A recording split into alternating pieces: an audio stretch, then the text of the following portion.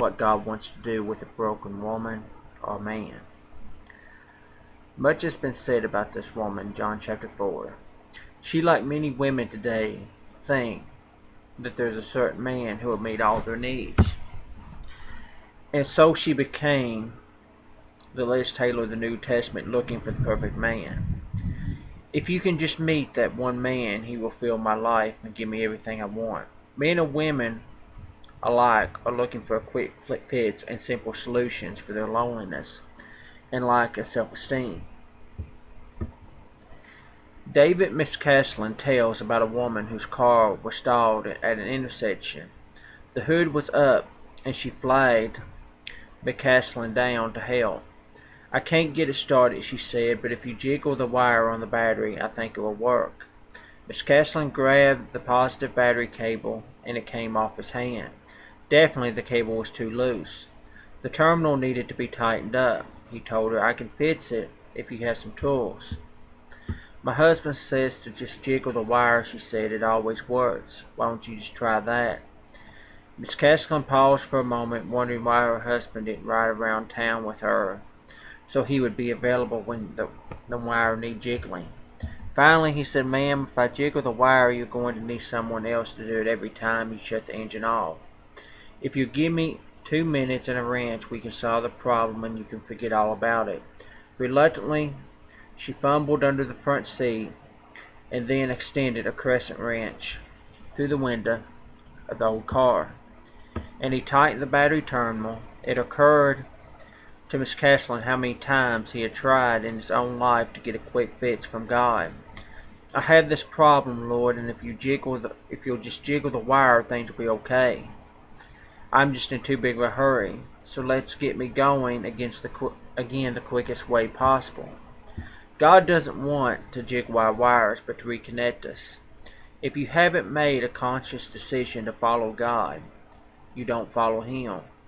You don't start with it and lose it. You have to gain it first. The answer to our inner thirst is a complete surrender to God. The woman at the well had been looking for love in all the wrong places, one quick fix after another. The reality is, there isn't a perfect man who can fill a woman's life any more than there's a perfect woman who can fill a man's life. In the process of hunting for someone to fill your life, this woman becomes empty of self-worth, significance, and value as a dirty, worn-out sock in the corner of a basement laundry room floor. In the words of the hymn writer, "I tried the broken cisterns, but all the waters failed. Even as I stooped to drink, they fled, and mocked me as I wailed." I'm sure the Pharisees and other religious people of the day would have looked at this woman and felt that she was a lost cause, so steeped in sin as to not be the type to be saved. How many people think that today? That so many people is so far beyond that there is no way. I'm a firm believer tonight that there is nobody tonight that can't be changed. There's nobody tonight that can't be saved.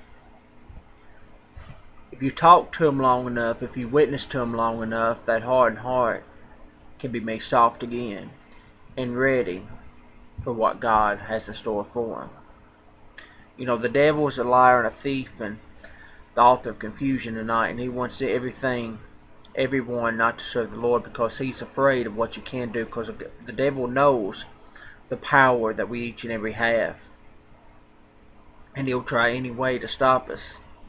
Jesus always looks deeper than the surface. He looks much deeper, and he saw the deep searching in her heart that had been left so long unsatisfied. He doesn't concentrate on what we are, but is aware and wants us to be aware of what we can become with his help. He sees our future tonight, and our future is in his hands. Like I said time and time again, we're all on a journey tonight, and where that road takes us is all up to us. Jesus spoke to her before he opened his mouth and gave one religious word. She was a Samaritan, part Jewish background and part Babylonian trash. She was a woman of no account in the culture and the society of that time. At noon, an outcast who came when no one else was there. How many of us tonight have seen that outcast that no one has the time of day for, that everyone says that will never make it, but we never know what plan God may have for their lives, and we always need to encourage and lift up along the way.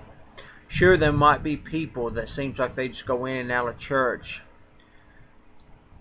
like it's nothing, and it just seems like they keep going, keep going, keep going, but at least they're giving an effort. And are we helping them along the way? 9 times out of 10, people like that don't stick with it because they have no encouragement. Because people say that they're never going to make it. Ain't you seen how many times they did it before? We need to seek blessings upon somebody's life and not cursings. And we need to lift people up and encourage them. Help that broken man or woman along the way.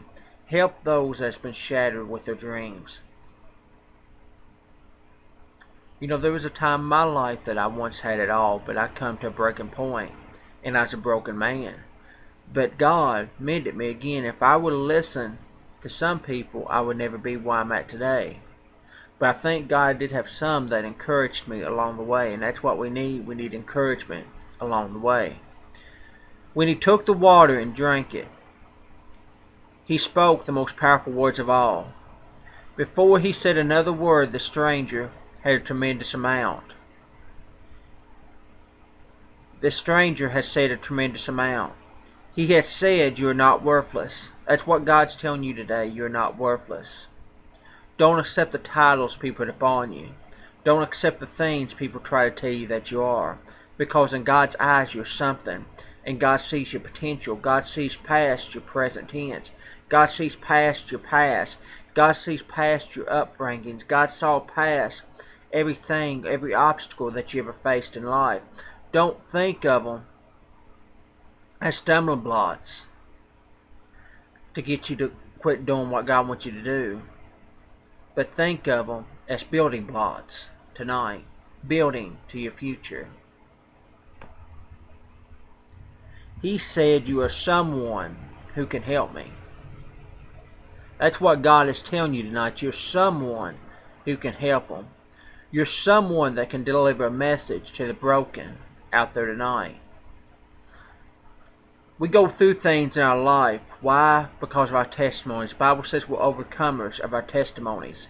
And by your testimony, you can reach somebody else along the way. There's people that I can reach that you can't. There's people that you can reach that I can't. And there's people that other people can reach that neither one of us can reach.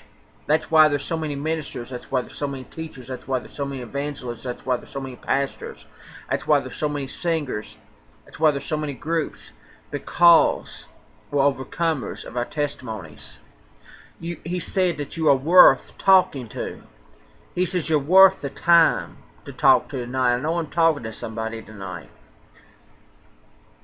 And I know this was a series, the final day of a series, but still, there's an appointed time for everything, because there's a couple times I didn't get to do this. I started this 4-day series, but there was about 2 or 3 days I didn't get to do this. So today, the reason why I didn't get to do this part of the series a couple other days is because today some of you that might be listening may need to know that you are worth talking to, and you may have not been listening the other day. But God sees your potentials. God knows what you can do. And when God calls you, He knows that you can do it.